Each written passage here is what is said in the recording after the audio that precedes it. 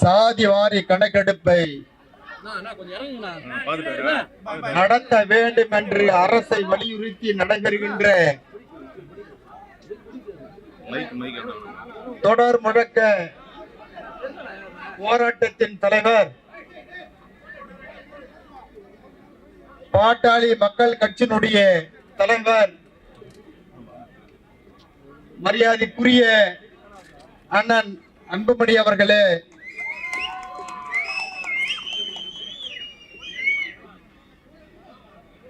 எழுச்சியான போராட்டத்தின் முன்னிலை ஏற்று நடத்துகின்ற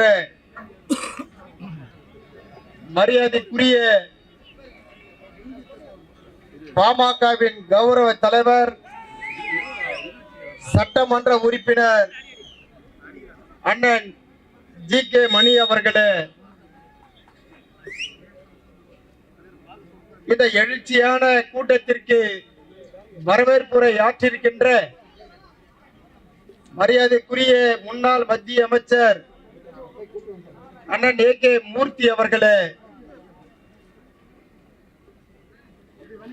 இந்த சிறப்பான விழாவிலே கலந்து கொண்டிருக்கின்ற மரியாதைக்குரிய தமிழ் மாநில காங்கிரஸ் கட்சியினுடைய பொறுப்பாளர் முன்னாள் சட்டப்பேரவை உறுப்பினர்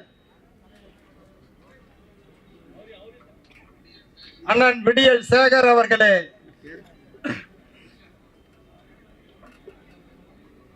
கூட்டத்திலே பங்கெடுத்திருக்கின்ற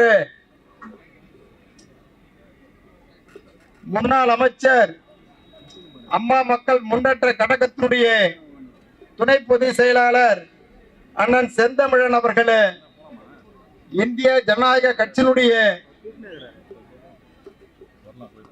சார்பாக வருகை புரிந்திருக்கின்ற மரியாதைக்குரிய தலைவர் டாக்டர் ரவி பச்சமுத்து அவர்களே,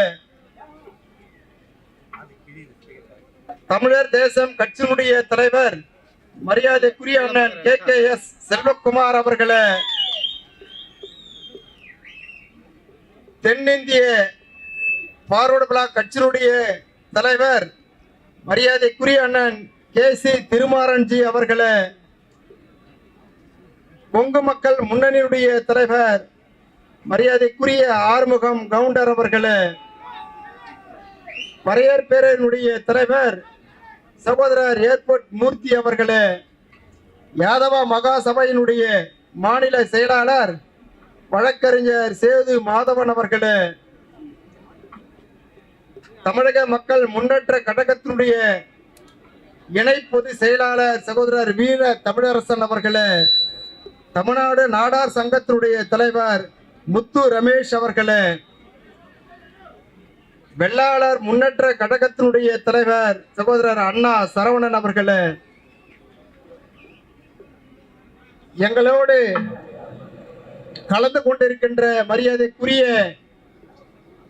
இங்கே முழக்கம் விட்டிருக்கின்ற சகோதரர் புரட்சி பாரத கட்சியினுடைய துணை பொதுச் செயலாளர் காமராஜ் அவர்களே,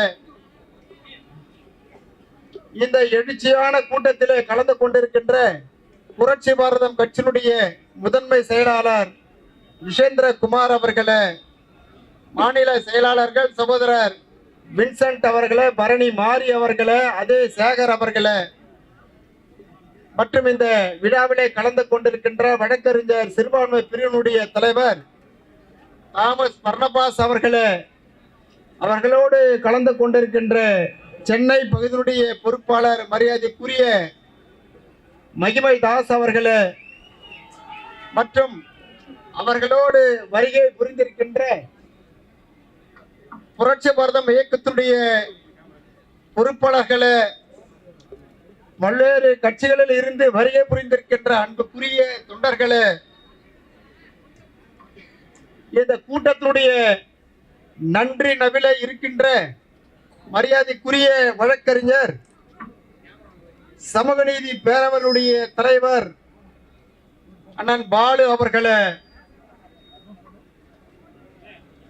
ஏதோ ஒன்று நடத்தலாம் என்று நினைத்து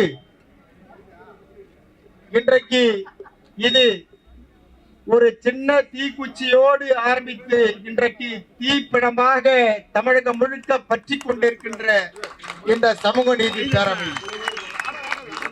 முயற்சி பண்ணி பார்க்கலாம் என்று அண்ணன் பால் அவர்கள் நினைத்தார்கள். இன்றைக்கு அரசு நடுங்குகின்ற அளவிலே இன்றைக்கு இந்த போராட்டம் வெற்றி பெற்றிருக்கிறது. இந்த போராட்டம் என்பது இது முதல் கட்ட போராட்டம். ஏற்கனவே 10 நாட்களுக்கு முன்பாக நடந்த ஆலோசனை கூட்டத்திலே இன்றைக்கு போராட்டத்தின் முன்னால் நாம் நிற்க வேண்டும் என்று முடிவெடுத்து இன்றைக்கு தொடர் முழக்கமாக இன்றைக்கு ஆரம்பித்திருக்கிறது. நாளை இதைவிட ஒரு பெரிய போராட்டமாக எங்கு நடைபெற இருக்கிறது என்று இதற்கு பிறகுதான் ஆலோசனை முடிவிலே சொல்லுவார்கள். ஆனால் எதிர்பார்த்தது கிட்டும் வரை இந்த போராட்டங்கள் தொடரும் தொடரும் தொடரும். இதற்கு புரட்சி பாரதம் உங்களோடு தொடரும் தொடரும் தொடரும். நாட்டில இருக்கின்ற கிட்டத்தட்ட 75% மேலான கட்சி கொடிகள் இந்த கூட்டத்தில் இருக்கிறது. பெரும்பான்மை சாதிக்கலாம் இங்கே ஒன்றிணைத்திருக்கிறார்கள். ஏன் என்று சொன்னால் இந்த நாட்டிலே சமூக நீதி மலர வேண்டும், சமூக நீதிக்கு பாதுகாப்பு வேண்டும், சமூக நீதிக்காக சாதி வாரி கணக்கெடுப்பு நடத்த வேண்டும் என்றுதான் ஒரே முழக்கமாக இங்கே இருக்கின்றது. வேறு வழியில்லை. திமுக அரசுக்கு வேறு வழி இல்லை. ஏதேதோ காரணங்களை சொல்லி இதை சமரசம் செய்து விடலாம், எங்களுக்கு பங்கு இல்லை, நாங்கள் பொறுப்பு இல்லை, இது மத்திய அரசு என்று ஒதுக்கி விடலாம் என்று நினைத்தார்கள். ஆனால் இன்றைக்கு வேறு வழி இல்லை. இதற்கு உதாரணமாக பல மாநிலங்கள் இருக்கிறது. ஆகவே சாதி வரி கணக்கெடுப்பை நடத்தித்தான் ஆக வேண்டும் என்கின்ற ஒரு கட்டாயத்திற்கு திமுக இன்றைக்கு தள்ளப்பட்டிருக்கிறது. இங்கே பேசியிருக்கின்ற பெரும் தலைவர்கள், பல்வேறு தலைவர்கள் வேறு வழி இல்லை, நடத்திதான் ஆக வேண்டும் என்று சொல்லி இருக்கிறார்கள். இன்றைக்கு சமூக நீதி பேரவையாக அனைத்து சாதிகளும் ஒன்றிணைக்க வேண்டும் என்று இன்றைக்கு ஒன்று கூடியிருக்கிறார்கள். ஆனால் எங்களுடைய தலைவர் பூவை மூர்த்தியார் அவர்கள்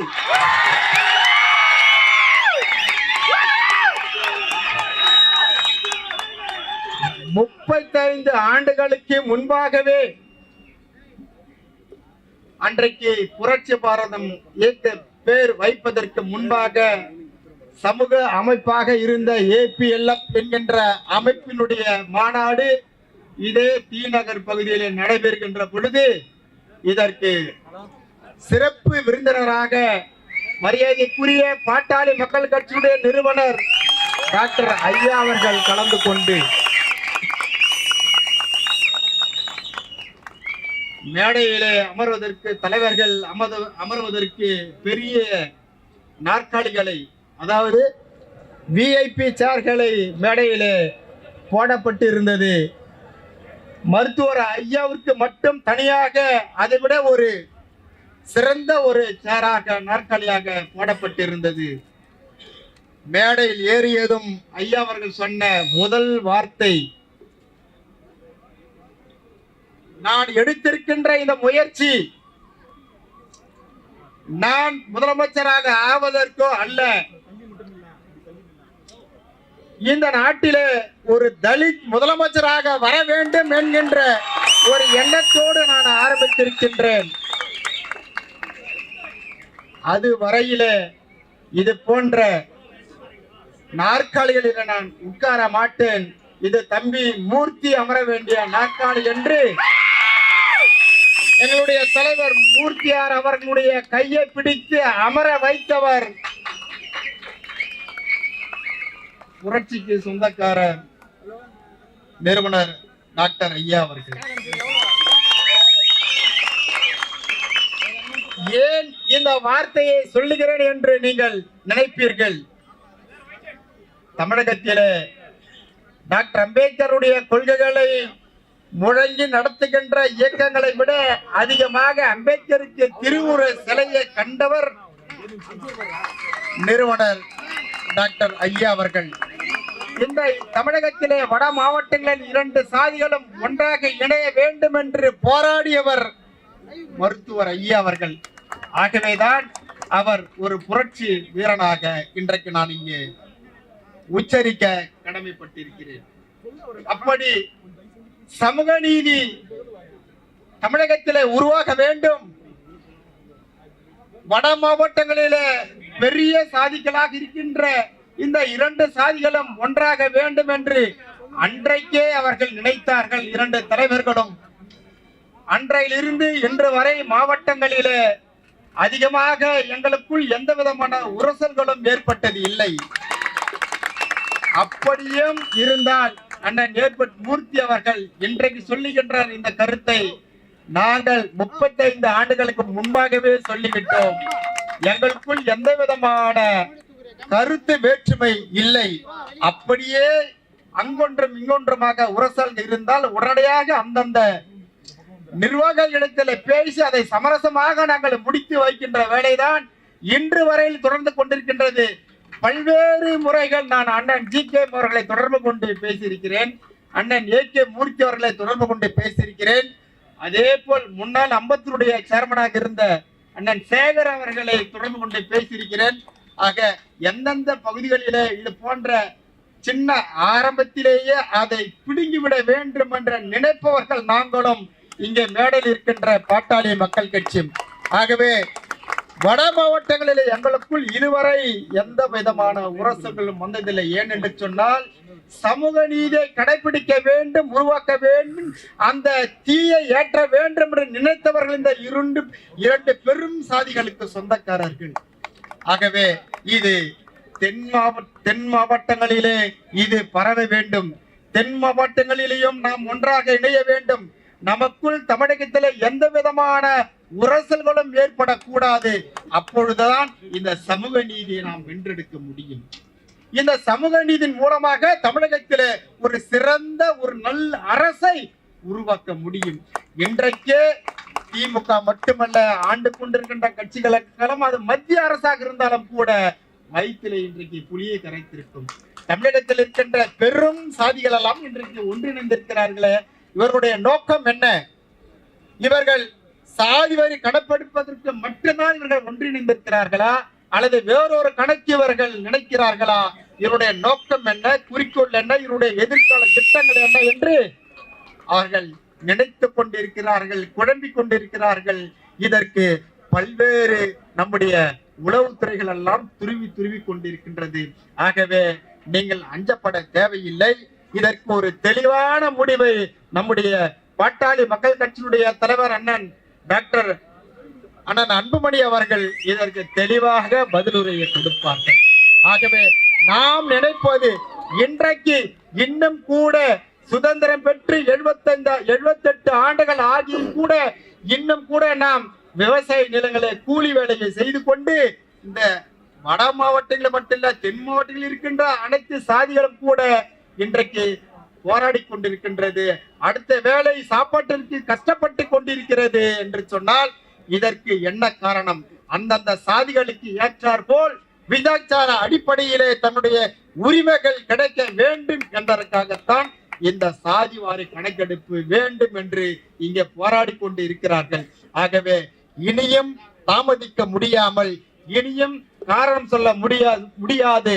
ஏனென்று சொன்னால் சட்டமன்றத்தில் கூட அண்ணன் ஜி.கே. அவர்கள் நேரம் கிடைக்கும் போதெல்லாம் 10.5% என்னாச்சு, சாதி வரி கணக்கு என்னாச்சு என்று கேட்டுக்கொண்டே இருப்பார்.